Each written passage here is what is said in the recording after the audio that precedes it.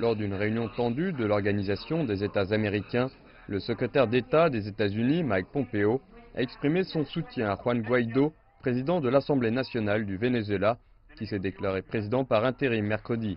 Il a fait appel à d'autres membres de l'Organisation des États américains, ou OEA, à faire de même. Le temps du débat est terminé. Le régime de l'ancien président Nicolás Maduro est illégitime. Son régime est en faillite morale. Il est économiquement incompétent et profondément corrompu.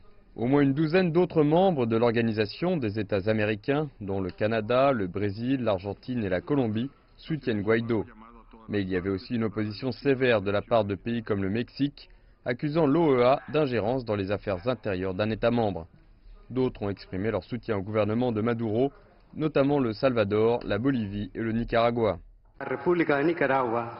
Le gouvernement de la République du Nicaragua exprime sa solidarité avec la République bolivarienne du Venezuela, présidée par son président légitime, Nicolás Maduro. En 2017, le Venezuela a annoncé qu'il se retirerait de l'OEA, estimant que l'organisation se mêlait de ses affaires internes.